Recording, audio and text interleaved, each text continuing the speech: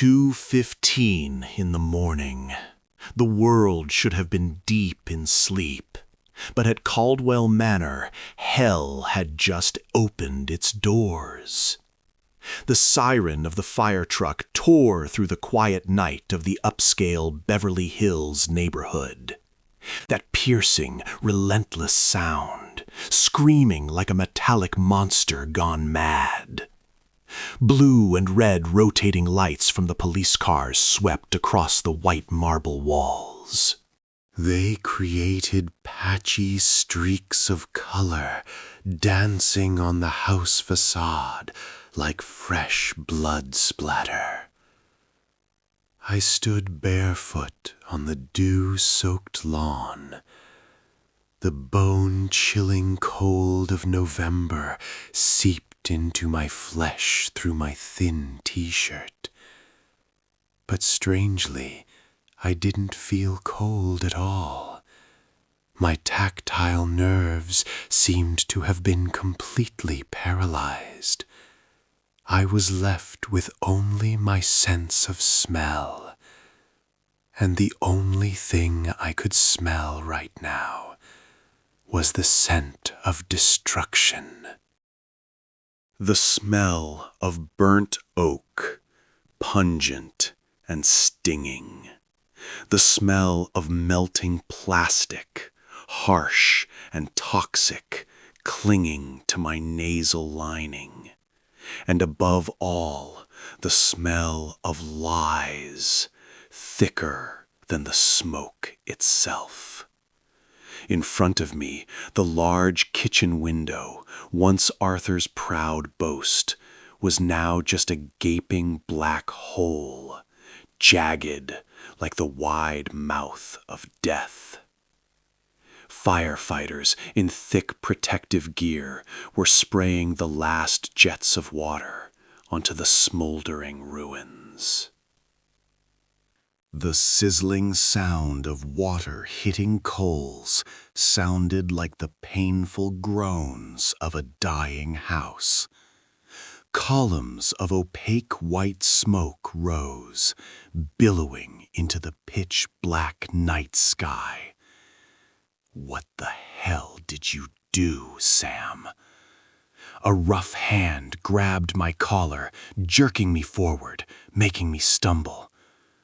Arthur Caldwell, my father-in-law, the man who always prided himself on his noble lineage. He was wearing expensive silk pajamas, but his face was twisted, distorted by a dramatic rage. He screamed, spittle flying onto my face, mixing with the soot. "How many times have I told you? Huh, you bastard? I told you to check the gas stove before going to sleep." "Are you deaf, or do you intentionally want to kill this whole family?" His voice cracked, echoing down the street, attracting the gaze of the curious crowd gathering outside the fence. I didn't answer immediately. I calmly looked deep into his eyes. His pupils were dilated. His breathing was rapid, gasping. But with the eyes of someone used to analyzing behavioral data, I didn't see real panic in those depths. There was no extreme fear of someone who had just barely escaped death by fire. It was just the look of a mediocre actor trying too hard to stay in character. He was performing for the audience. The audience was the wealthy neighbors whispering and pointing. The audience was the police officers holding notepads. And I, Sam Wilson, was the villain he had cast for this play. "Is it that useless son-in-law again?" A whisper came from the crowd. "Heard he's been unemployed for a year, living off his wife's family. Now he burns their house down. Talk about feeds you." Each word felt like a needle pricking my ears, but I remained silent. Silence was my only shield right now. I turned my head to the left, looking for a familiar figure. Lisa, my wife. "Is it that useless son-in-law again?" A whisper came from the crowd. "Heard he's been unemployed for a year, living off his wife's family. Now he burns their house down. Talk about biting the hand that feeds you." Each word felt like a needle pricking my ears, but I remained silent. Silence was my only shield right now. I turned my head to the left, looking for a familiar figure. Lisa, my wife. "You know I didn't go into the kitchen tonight. I was in my office from 8 p.m. running code. You were the one who brought water up to me." Lisa looked up. In that brief moment, our eyes met. I expected a defense, a denial, or at least a bit of doubt in her eyes. But no. She avoided my gaze immediately, as if my look was burning fire. She buried her face in her mother's shoulder, sobbing louder, the cry sounding resentful and full of accusation. "Sam, why were you so careless?" she said through tears, her voice choked, but every word clear. "I reminded you to turn off the soup warmer before going upstairs. Why did you forget?" My heart skipped a beat. It felt like the floor beneath my feet just collapsed, pushing me into a bottomless abyss. Soup warmer? I never touched that stove. I didn't even eat dinner at home tonight because of a deadline. In that moment, everything suddenly became painfully clear. The fragmented pieces, the small anomalies of the past few days, automatically rearranged themselves in my brain's processor. The way Arthur constantly complained about gambling debts in whispered phone calls. The way Lisa asked repeatedly if I had taken sleeping pills for my insomnia. And the way they looked at each other meaningfully at dinner yesterday when I walked into the room. This was not an accident. This was not carelessness. This was an execution planned in meticulous detail. And I was the scapegoat, the sacrifice for them to exchange for a fat insurance payout to save this rotting fortune. The police chief stepped forward, notebook in hand, his flashlight shining straight into my face, making me squint. "Are you Sam Wilson? Mr. Caldwell here stated that you were the last person to use the kitchen and showed signs of intoxication." Arthur quickly interjected, his voice trembling with the pain of a helpless father. "That's right, officer. He's very forgetful. He has mental issues and takes sedatives since becoming unemployed.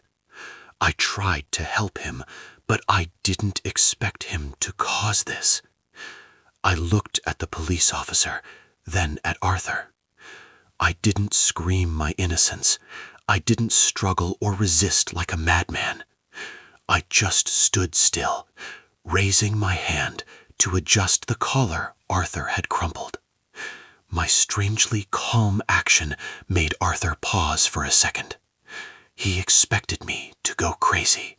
He expected me to lose control, to further solidify the label of dangerous madman he just pinned on me.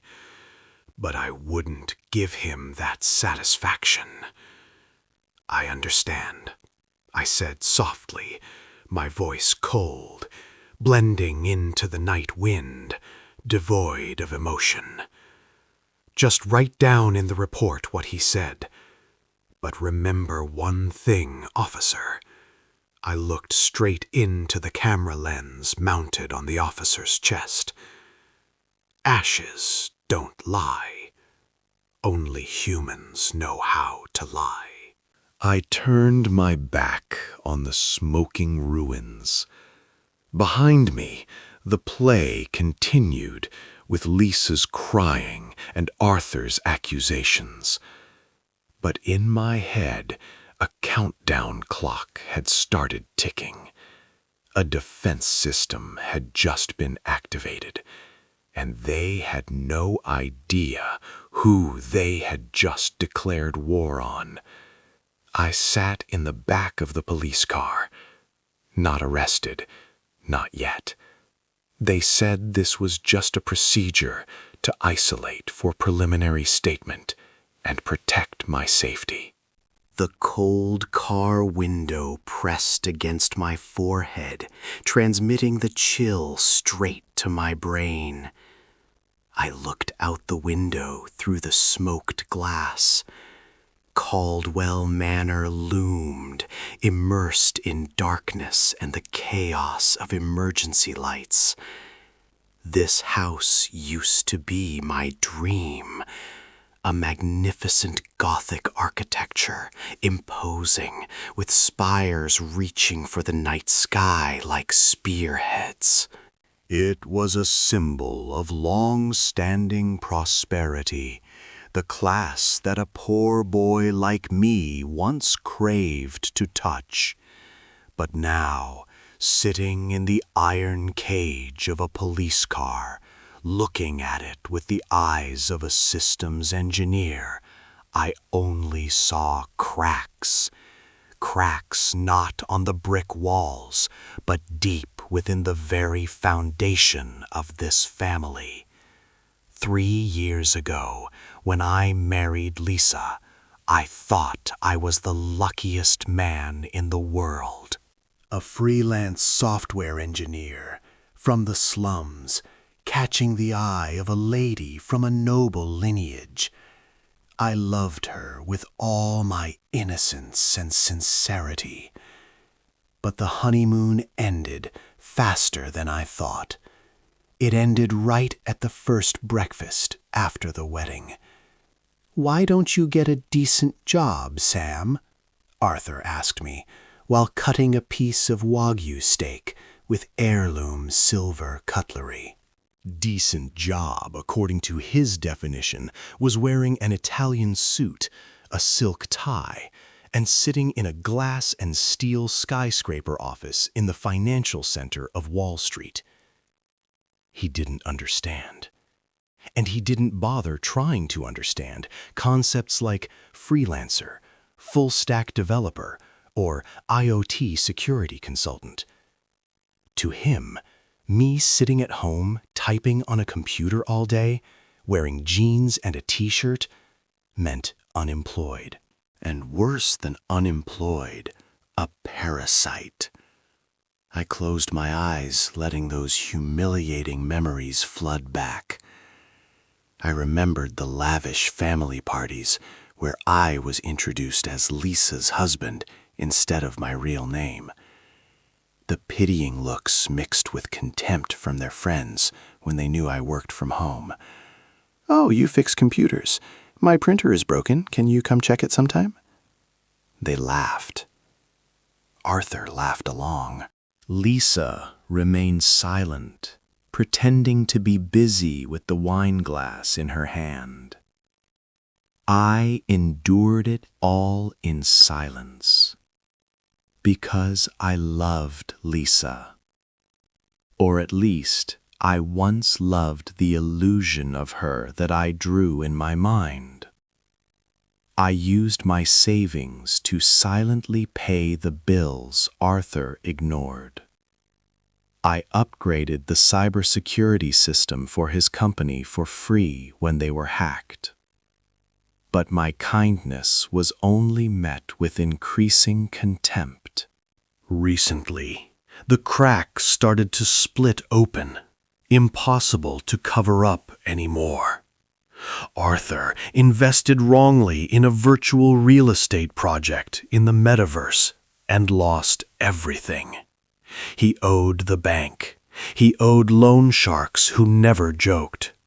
I heard his secret phone calls in the study at midnight when everyone was asleep, his voice trembling, begging, "I need more time.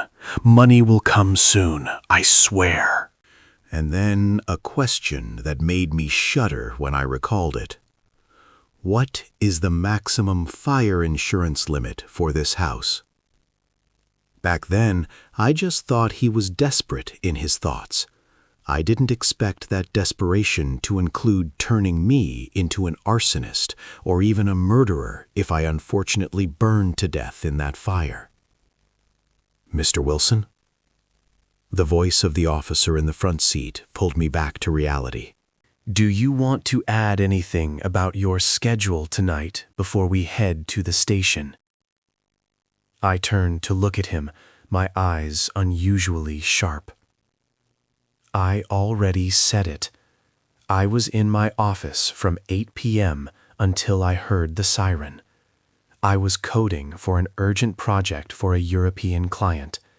Their server can confirm my login and work time in real time. The officer sighed, shaking his head with a look of disbelief. "We have a witness, Mr. Wilson. Mrs. Martha, the long-time housekeeper, gave a statement.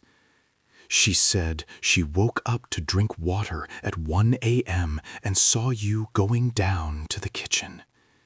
She said you were fiddling with the gas stove, looking dreamy, as if on drugs or drunk. I laughed. A dry, bitter laugh escaped my throat. Mrs. Martha, the woman who had worked for the Caldwells for 20 years, whom I once helped fix her phone to video call her grandson. She was more loyal to Arthur than the most loyal watchdog. Surely Arthur promised to pay off her addict son's gambling debts in exchange for this perjured testimony. A terrifyingly perfect script. Motive, unclear, maybe due to depression, carelessness, or resentment. Witness, yes, a reputable person in the family. Scene, burned down, erasing all physical traces. And the perpetrator, an unemployed parasitic son-in-law with a history of insomnia and sedative use. They thought they had won. They thought I was just a lousy computer repairman, weak and incapable of fighting back. They thought I would panic and confess to get leniency. But they forgot a fundamental thing. In this modern tech world, every action, no matter how small, leaves a digital footprint. And I am the one who reads those footprints. I remembered the incident a week ago. Arthur suddenly acted surprisingly kind. "Sam, the electrical system in the kitchen is flickering. You're an engineer. Check it for me." At that time, I found it strange. Arthur never asked me to do anything. He always hired expensive service companies. But I still did it. I took apart the old wiring system in the kitchen to check. And right at that moment, professional instinct saved my life. I was developing a new sensor prototype for a smart home project for a big tech corporation. I needed a real environment to test its durability and heat resistance, and Arthur's kitchen was the perfect place.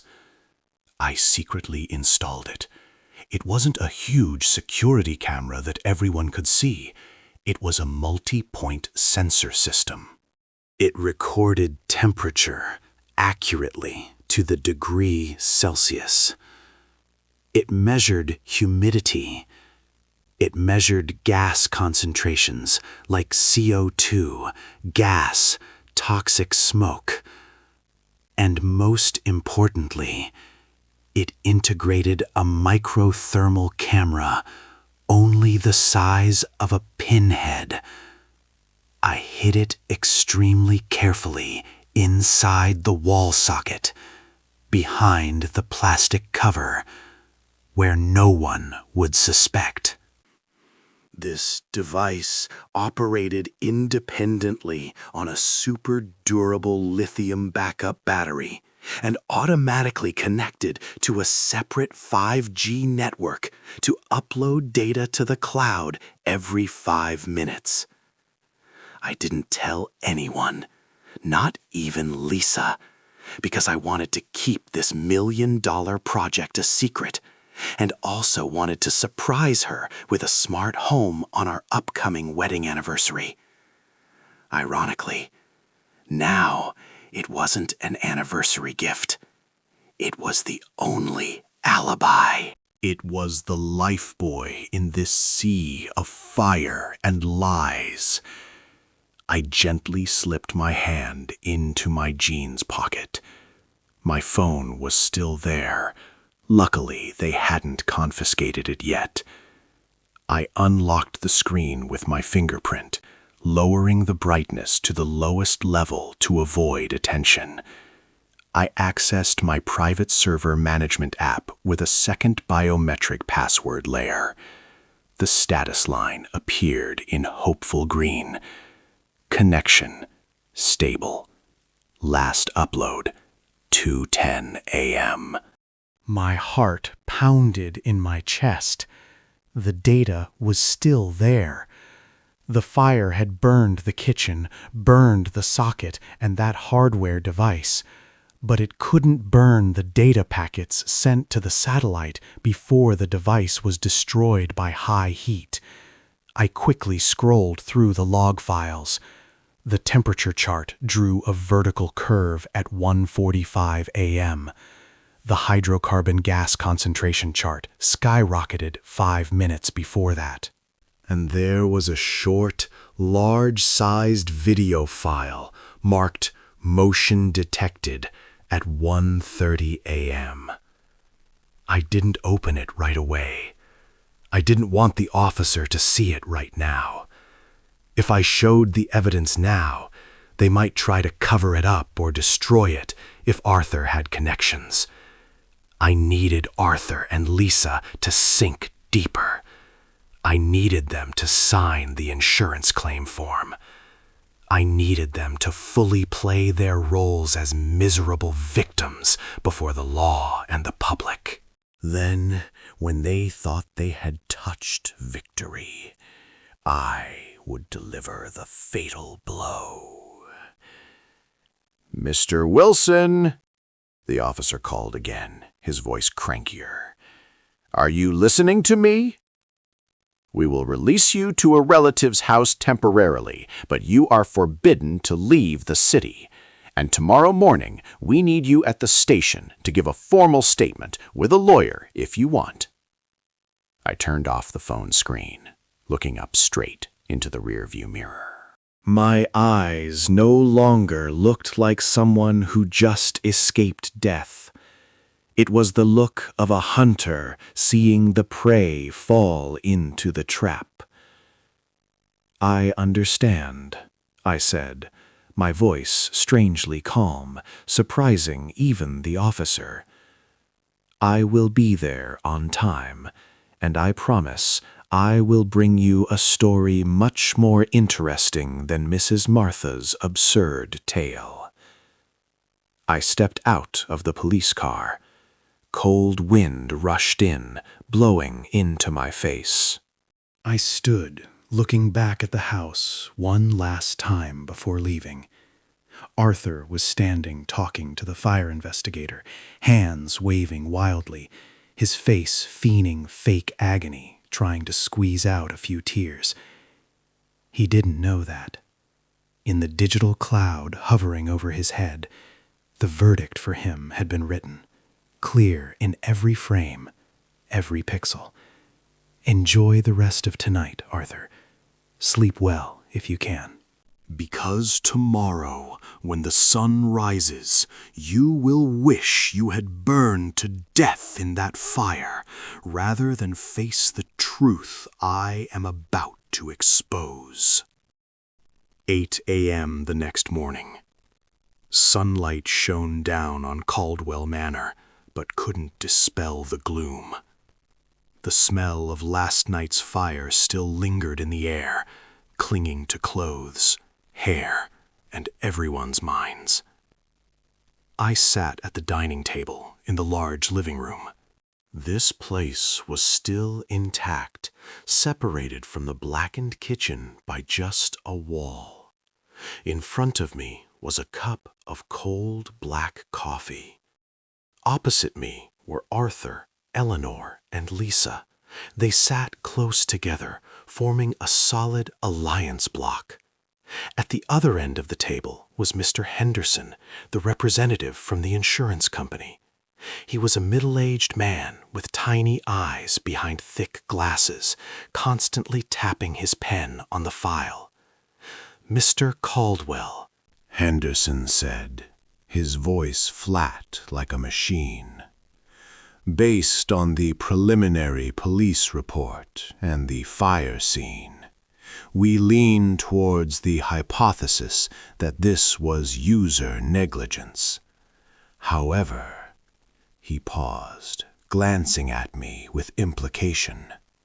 If no one steps up to take specific responsibility for this negligent act, we will be forced to open a deeper investigation into the possibility of intentional arson.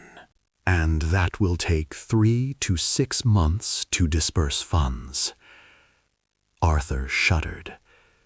I saw his finger twitching on the mahogany table surface. He didn't have 3 months.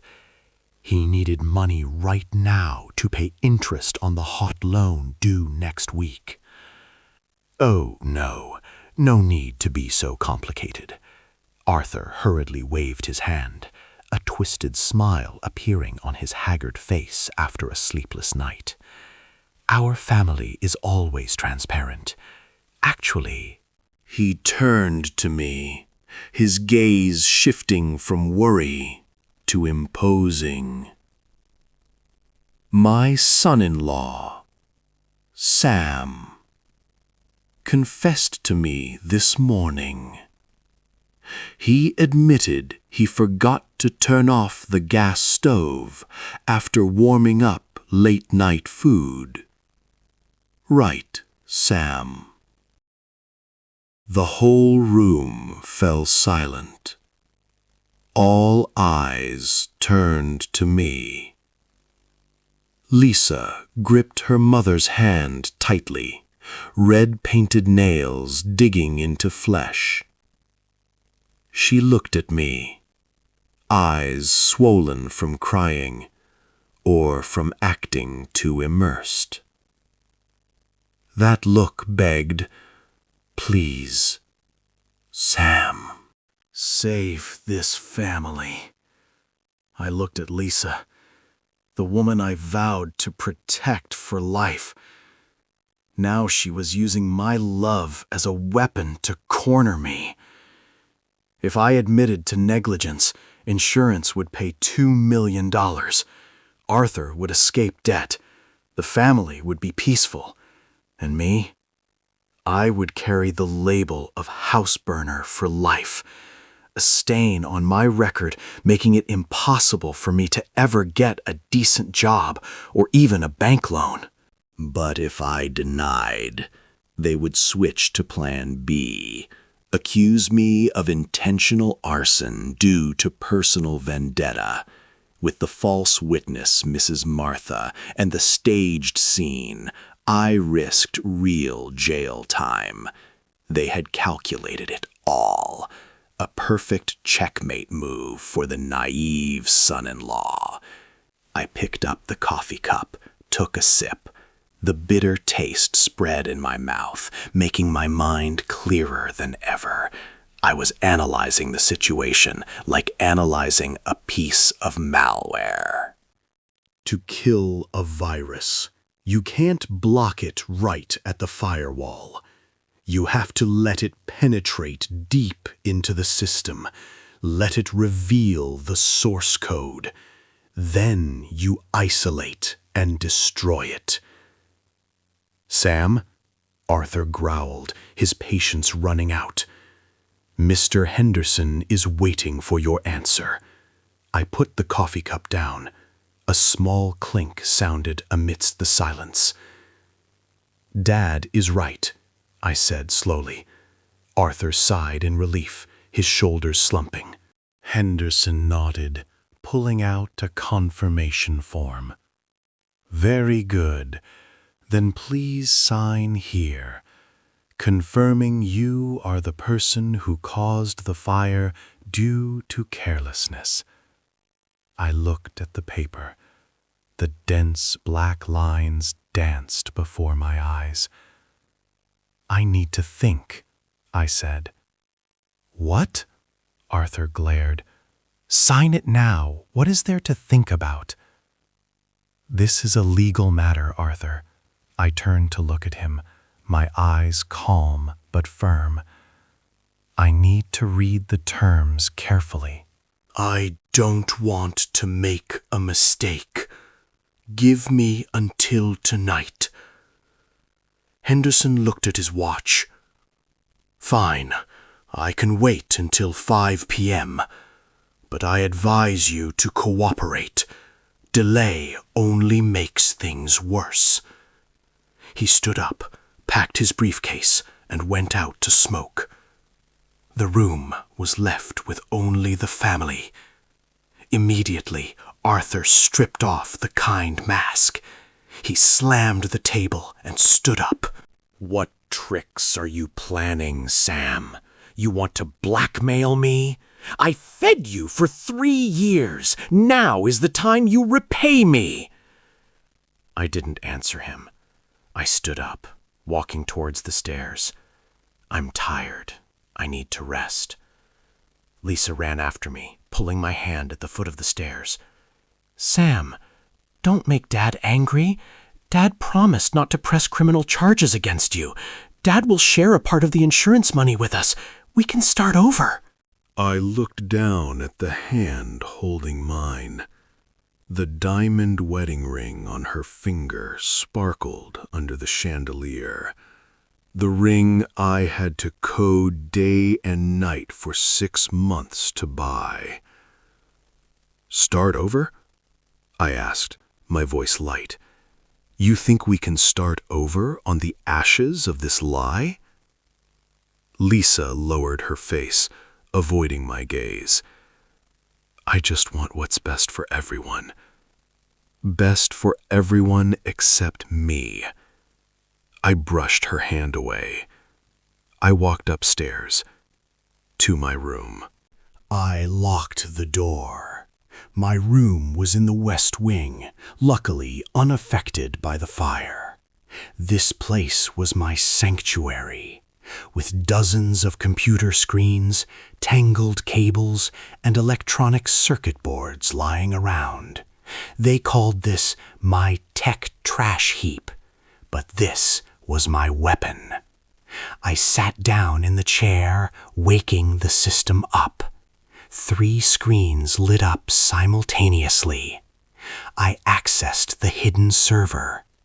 Data from the sensor last night had been processed. The temperature chart drew a perfect curve of a gasoline fire. The thermal camera had recorded every gesture, every word of theirs. I saw Arthur pouring gasoline on the curtains. I saw Lisa standing guard at the kitchen door, hand trembling, holding the lighter.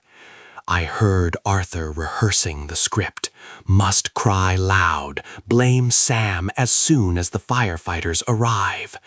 I copied all the data to a secure USB. At the same time, I set up an automatic send command.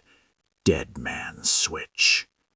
If I didn't enter the cancellation code before 6 p.m. tonight, this entire video would be sent straight to the police chief and insurance company emails. I looked at the clock. 10 a.m. 7 hours left until judgment time. I leaned back in the chair, looking up at the ceiling. They wanted me to play the sinner. Fine. I would play that role brilliantly. Until the velvet curtain fell and the real play began. 5 p.m. The sun began to set behind the hills of Beverly Hills. The crimson sunset soaked the sky like a bloody omen. Caldwell Manor's living room was immersed in twilight darkness. No one bothered to turn on the lights. The tension was thick in the air, heavy enough to slice into blocks.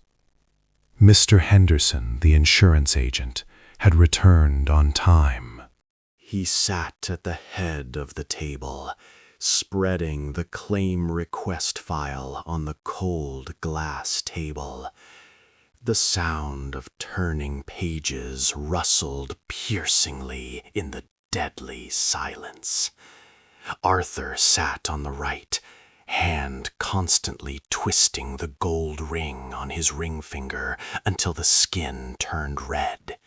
Lisa sat on the left, eyes red, hand clutching a shredded tissue. Eleanor stood behind her husband, arms crossed, like a ghost guarding a collapsing clan. Mr. Wilson. Henderson spoke up, breaking the silence. His voice was even, emotionless, but carried an ultimatum. Have you thought it through? We don't have much time before my legal department closes the file today. If you don't sign, the criminal investigation process will be activated tomorrow morning. Arthur leaned forward, voice mixed with threat and pleading. Sign it, Sam. Don't make it hard for everyone anymore.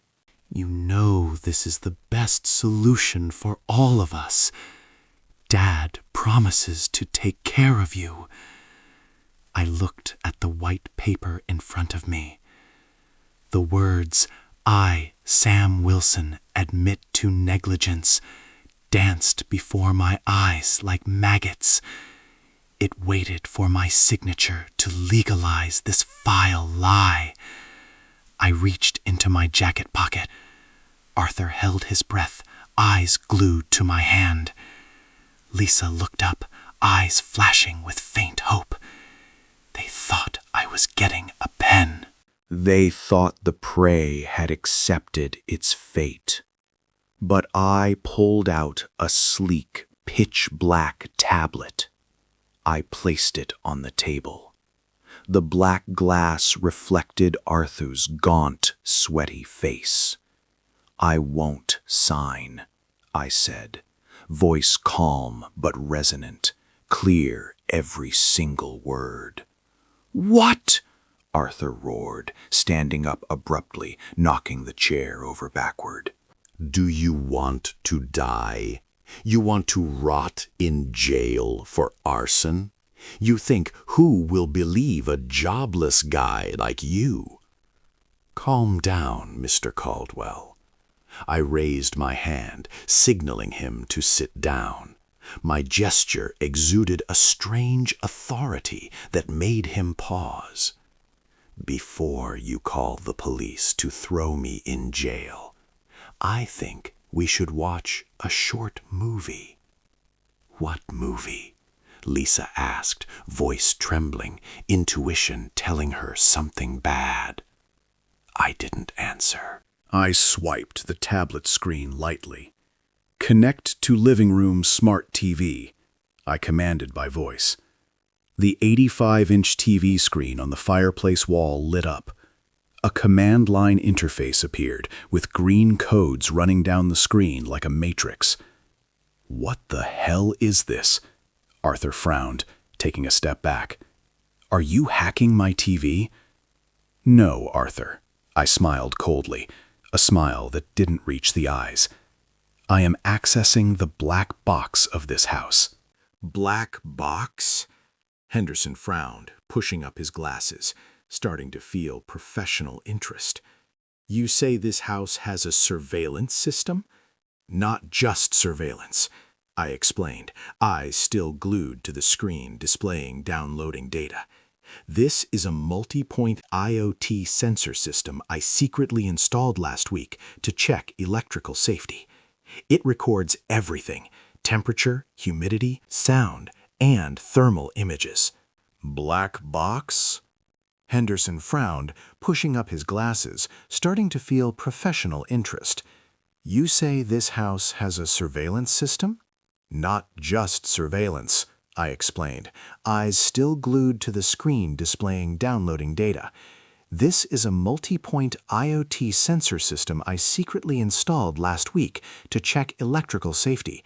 It records everything: temperature, humidity, sound, and thermal images.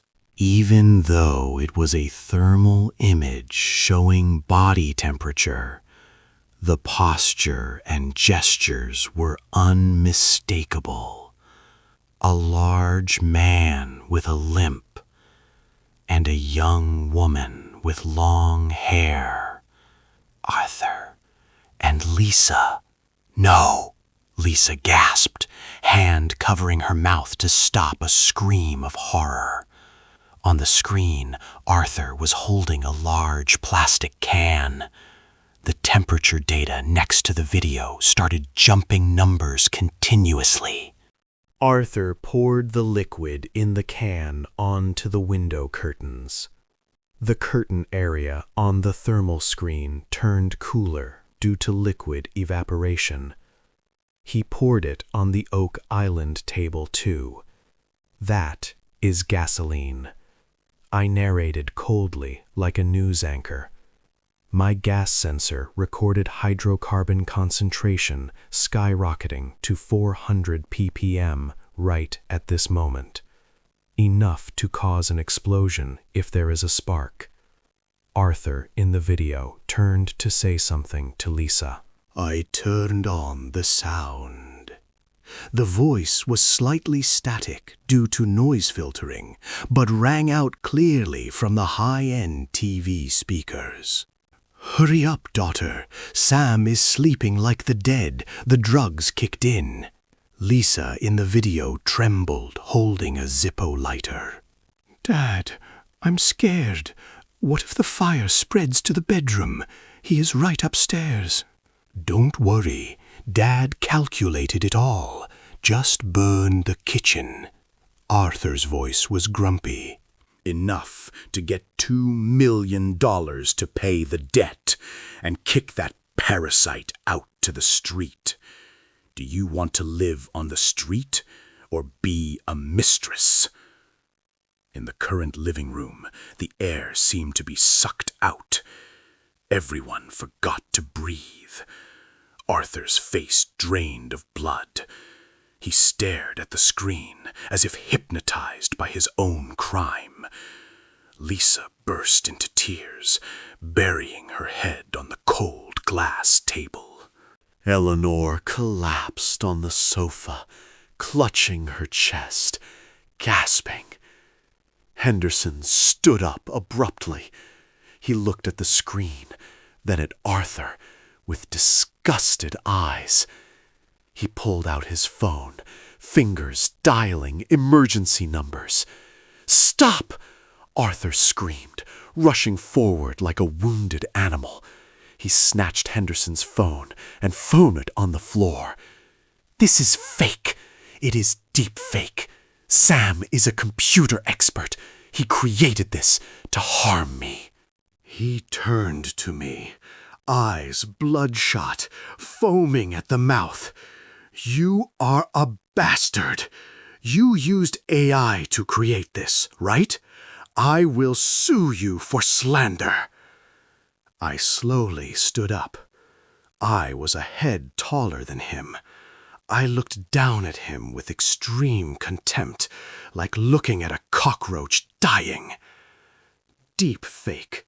You think I can create a perfect deep fake video with complex thermal data in just a few hours? And more importantly, I pointed to the screen, to the running code line in the right corner. This is the hash key of the encrypted data. It is synchronized in real time with GPS satellites and Amazon AWS storage servers. Every second of data has a blockchain digital signature that cannot be forged or edited. You can explain the term deepfake to the jury or to the FBI's digital forensic experts. They will be very interested in this work of art. And the charge of attempted murder, too, since you knew clearly I was sleeping upstairs. Henderson picked up his phone. He backed away towards the door, keeping a safe distance. His voice was steel, professional. "Mr. Caldwell, I just sent an urgent request to the local police. And I also declare the cancellation of your entire insurance contract due to fraudulent profiteering behavior. Our company will sue you to recover investigation costs. You better prepare a lawyer." Lisa rushed to my feet.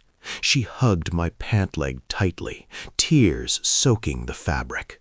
"Sam, I beg you, turn it off. Delete it. I was wrong. I was forced by Dad. I didn't want to do that. I am still your wife, Sam. We can start over." I looked down at the woman kneeling at my feet. Once the person I loved the most. Now just a cowardly accomplice. "You are not my wife, Lisa," I said, voice icy.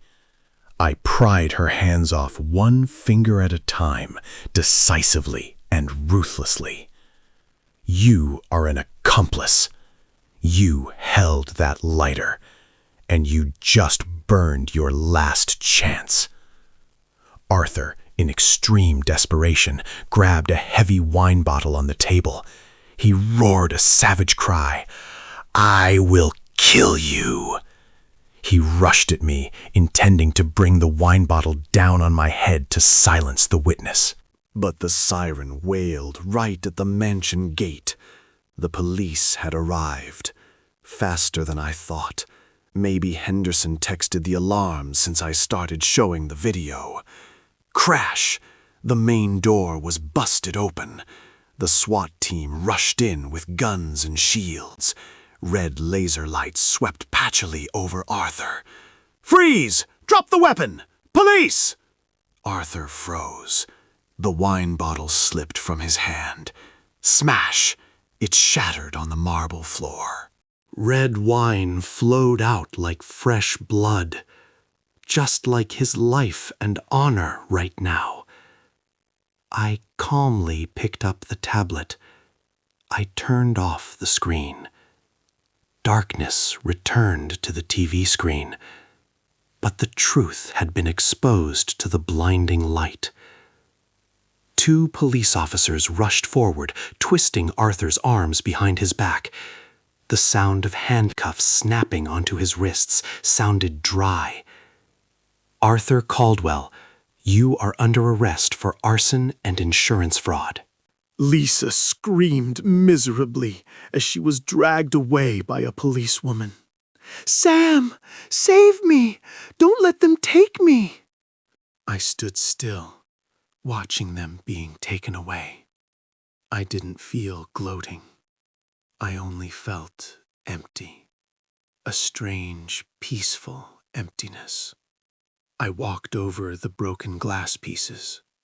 Walked over the red wine puddle, walked over the shattered past. I walked towards the main door, where the night wind was blowing in strongly. The play had ended, and I was the only audience left to turn off the lights.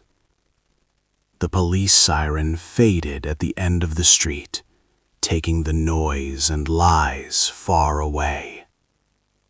Caldwell Manor was now silent as a tomb.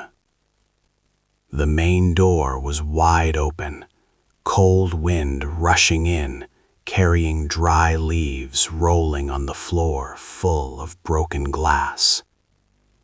I stood alone in the middle of the large living room, the place that used to be a symbol of power and glamour, now was just a hollow shell. Mr. Henderson, the insurance agent, was packing his briefcase with a serious face.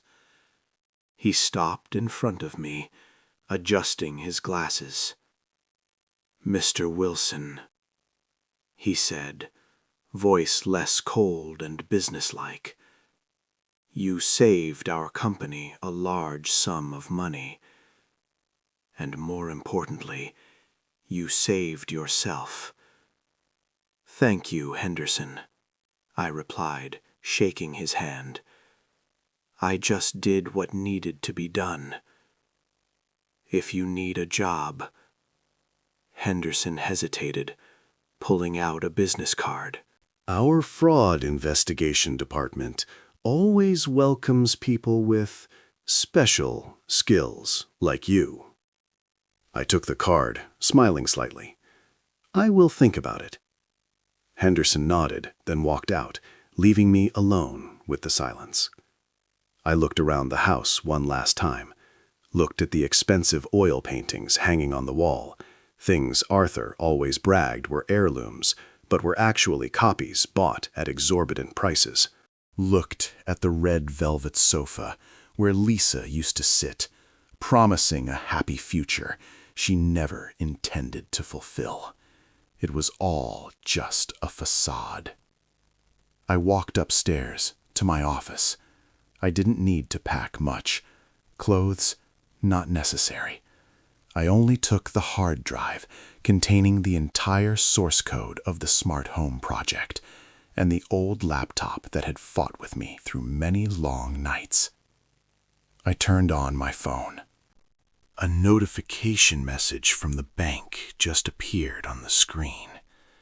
"Your account has just received $5 million.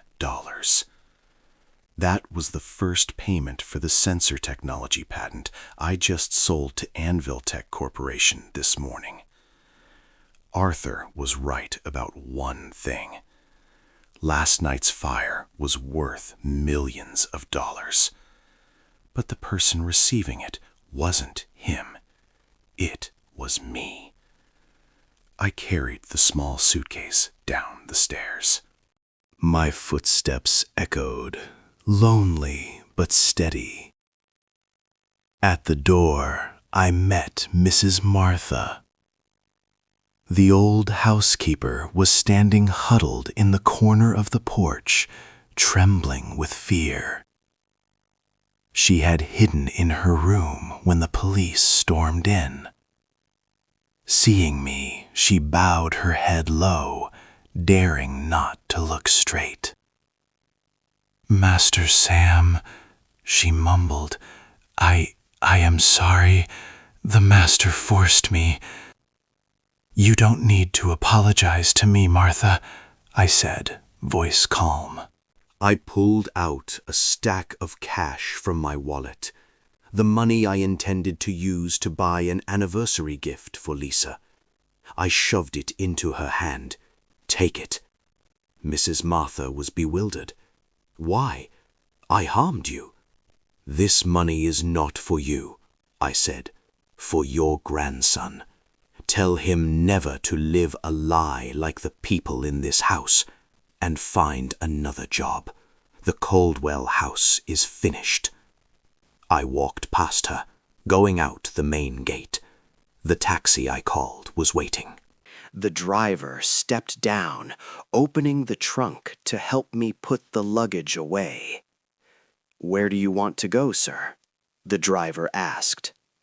I stood still for a second, breathing in the fresh night air. The smell of the fire had vanished, giving way to the scent of late-blooming jasmine and damp earth. I looked up at the starry night sky. The stars twinkled like electronic eyes watching the city. I was no longer Sam, the useless son-in-law. I was no longer the despised parasite. I was Sam Wilson, the architect of truth. "To the airport," I told the driver, smiling with relief. "I have a date with the future in Silicon Valley." The car rolled away, leaving Caldwell Manor sinking into the darkness behind. I didn't look back, because I knew, from the ashes of this betrayal, a steel phoenix had just been reborn.